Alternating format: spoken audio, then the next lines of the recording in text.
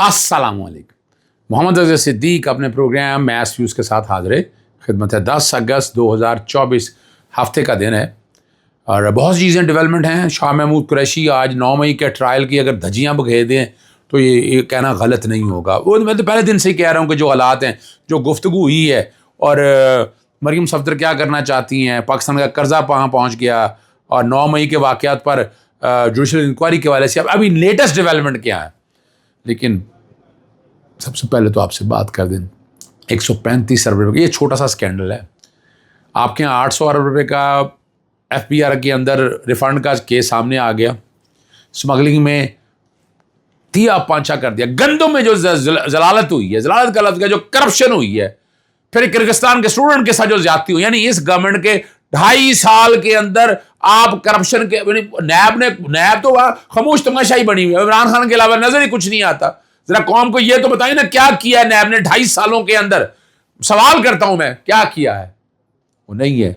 अगली बात जो और वहां क्या है, 3 साल में ताफ्तान बॉर्डर से 900 मिलियन लीटर मिलावटशुदा पेट्रोल बरामद हुआ।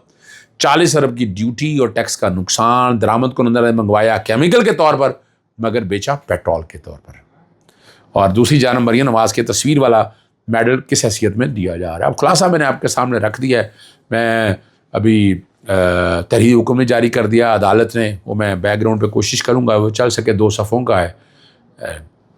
सबसे पहली बात जो है ना, वो मरीम सफदर ने मियाँ वाली जेल के सुप्रिटेंडेंट को मुअत्तल कर दिया और जेल और 2 डिप्टी सुप्रिटेंडेंट के नाम ब्लैक लिस्ट में शामिल करके इंक्वायरी शुरू करने का हुक्म दिया है। और 1 महीने में यहाँ बड़ा जुल्म हो रहा है। यानी अभी क्या हो रहा है, खुली कचहरियाँ साथ लग रही हैं। वो अपना पुलिस के अफसर वो सारा वो यानी लोगों को लाइनों में लगा के धक्के दे के वहां खड़ा कर, भाई किस लिए? भाई ऑनलाइन सारा सिस्टम शुरू हो गया, तो आपको लोगों के घरों में जाना चाहिए, वहां देखना चाहिए, बजाय आप फिर वही लाइनें लगाकर वही नवाज शरीफ का पुराना स्टाइल। और इसमें इसीलिए इमरान खान ने एक ऐसा निज़ाम और मैकेनिज्म दिया था जो सीधा जो चीज़ों को बेहतरी की तरफ लेकर गया था। और लेकिन क्या यही रही है जीरो टॉलरेंस पॉलिसी? क्या मजाक है, देखेंगे क्या, जरा हिसाब किताब रखें पहले क्या है। और पाकिस्तान जो है ना 2024 तक कर्जा कहाँ तक पहुँच गया है, वो आज आपके सामने मैं रख देता हूँ। 2008 से 2024 तक कर्ज़ों की तफसीलात सेनेट में पेश कर दी गई। जून 2018 में 8 में सरकारी कर्जा सिर्फ 6.1 खरब था। 2024 में 67.5 खरब रुपए पर पहुंच गया, जिसमें 61.6 करोड़ का इजाफा हुआ। अब जून 2024 के मुताबिक कमर्शियल बैंकों के कुल कर्जे 38,531 अरब थे और कमर्शियल बैंक ने जून 2024 तक हुकूमती सेक्टर को 27,246 रुपये का कर्जा दिया। निजी शोबे को कमर्शियल बैंक ने दिए जाने वाले कर्जे 8,776 अरब रुपये। ये मजमूई तौर पर कर्जों का 22.8% है। कर्जों में प्राइमरी खसरे की वजह से 10.2 खरब रुपये इजाफा हुआ। सूद अखराजात से 32.3 अरब खरब का इजाफा। ये चंद चीज़ें मैं आपके सामने रख रहा हूँ जो चीज़ें सारी हैं। और अदाद व शुमार से अब अंदाज़ा लगा लें, माली साल 2021-22 में सरकारी कर्ज में 9.4 खरब रुपये। 2023 और 22 में अब जो बातें कर रहे हैं ना, जवाब दें इसका 13.7 खरब रुपये। और 2024 और 23 में 8.4 खरब रुपये का इजाफा हुआ। ये दुरुस्त नहीं है, सारा टैक्स रेवेन्यू कर्जों का दावी पर खर्च किया, ये वो कहना चाहते हैं। 2021 और 2022 में FBR के टैक्स में 6.6 खरब और सूद अखराजात में 3.2 खरब इजाफा हुआ। 2023-22 में जो इतनी भी तफसीलें हैं सारी अब यहाँ पर सामने रखते हैं, आपको अंदाज़ा हो जाएगा हालात क्या हैं और वाक़यात क्या हैं।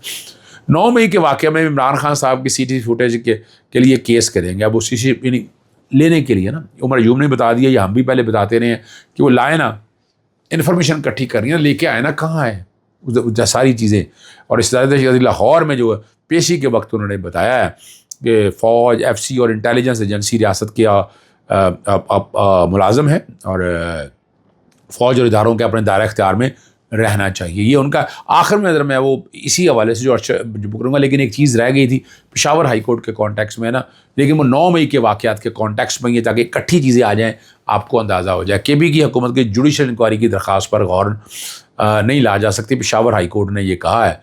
और वो बुनियादी तौर पर कहा है कि दरख्वास्त के मौजूदा सूरत में गवर्नमेंट रूल्स ऑफ बिजनेस की खिलाफ वर्जी है। इस दरख्वास्त को ज़ेर गौर एडवोकेट जनरल KP ने रजिस्ट्रार पेशावर हाई कोर्ट 9 की तहकीकात जुडिशल मतलब ख़त लिखा था اور ایڈوکیٹ جنرل نے درخواست پہ جوڈیشل افسران تعینات کرنے کی استدعا بھی کی تھی. اب اس کا طریقہ کار یہ تو نہیں تھا نا, یہ گورنمنٹ کو لکھنا ہے تو گورنمنٹ رولز آف بزنس کے تحت کون ہے, خط سامنے ذرا آنا چاہیے, بڑا سوچ سمجھ کے سوچ بچار کے ساتھ یہ چیزیں ساری کرنی چاہیے تاکہ اس طرح بیک فوٹ پہ نہ جانا پڑے آپ لوگوں کو.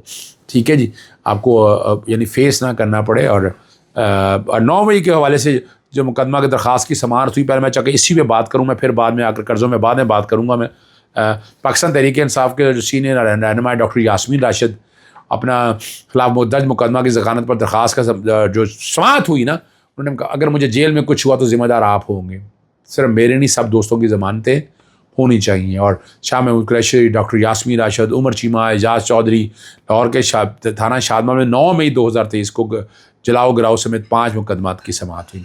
شاہ محمود قریشی دوران سماعت روسٹرم پر آ گئے اور قرآن مجید پر حلف لینے کی استدعا کر دی. انہوں نے کہا عدالت میرا اور پروسیکیوشن کا حلف قرآن مجید پر لے, ثبوت اور گواہوں کو چھوڑ دیں, اب آپ قرآن مجید پر حلف ہوگا. اور استدعا کی کہ ضمانتوں پہ فیصلہ کیا جائے. اور پی ٹی آئی رہنما نے یہ بھی کہا کہ ڈاکٹر یاسمین راشد مریضہ ہیں کینسر کی, ہم اپنی ضمانتیں واپس لے لیتے ہیں کہ آپ ڈاکٹر یاسمین کی ضمانتوں پر فیصلہ کریں. اور ہدایت دی کہ جج نے کہا کہ میں نے ریکارڈ منگوایا, آج فیصلہ کر دوں گا. میں نے ریکارڈ میں پیش کرنے میں متعدد شوکاز نوٹسز جاری کی. آپ اندازہ لگانے یہ پوزیشن ہے یہاں, یعنی یہاں ضمانتوں کے ایویڈنس تھی تو ایویڈنس ہم لے کر آئے نا, بڑی باتیں کرتے ہیں سارے. اور جج خالد نے کہا کہ میں حیران ہوں کہ ریکارڈ کیوں نہیں آتا, میں تو ایک دو پیشے پر فیصلہ کر دیتا ہوں. یاسمین راشد نے جج سے مکالمہ کرتا اگر جیل میں مجھے کچھ ہوا اور پروسیکیوٹر نے ہمیں نے بے گناہ نہیں کیا, وہ 6 لوگ اشتہاری ہیں, یہ کون سی باتوں کی بات ہو رہی ہے کہ جو لوگ پریس کانفرنس کر کے گھر چلے گئے. اب یہاں یعنی ان کو اشتہاری کہہ دیا تو پکڑے جا کے, پکڑتے کیوں نہیں ان لوگوں کو, آپ اندازہ لگانا یہ 2 طریقے نہیں ہو گئے. شاہ محمود قریشی نے اس کا جواب دیا پروفیسر تصحیح کر لیں, وہ اشتہاری نہیں سرکاری ہیں. اور 2 سپتمبر تک کاروائی جو ہے جج صاحب نے وہ ملتوی کر دی ہے.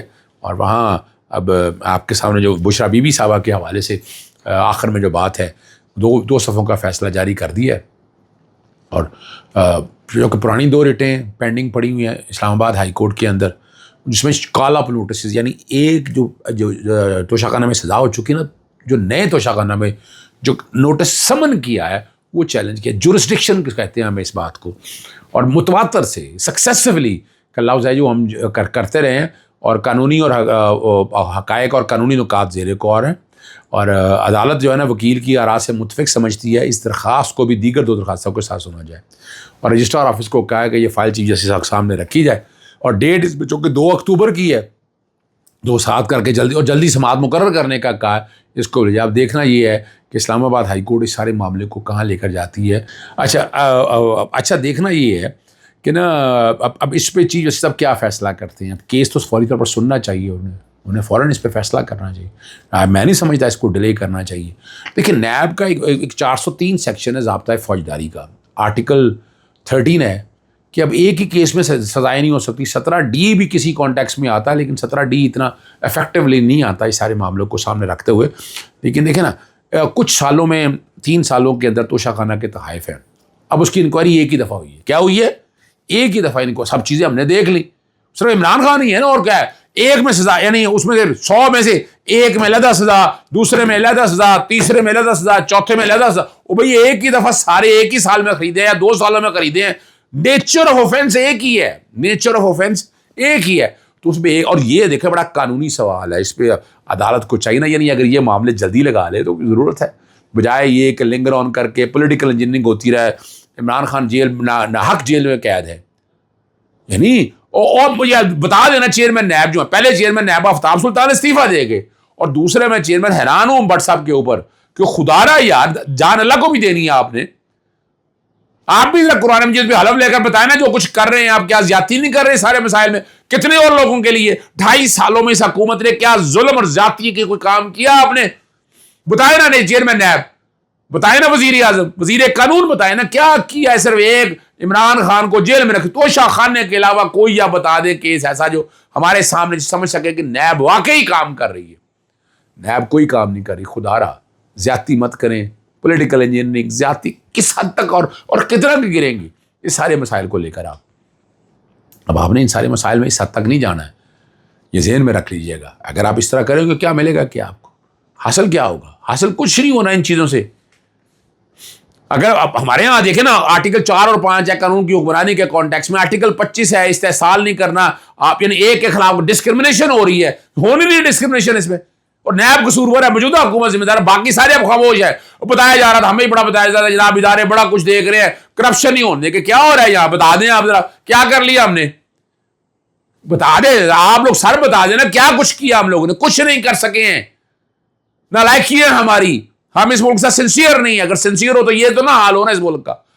باتیں سخت آپ کو اچھی نہیں لگتی کچھ لوگوں کو، بہرحال اینی وے اجازت چاہتا ہوں. السلام علیکم، اللہ حافظ، پاکستان زندہ باد.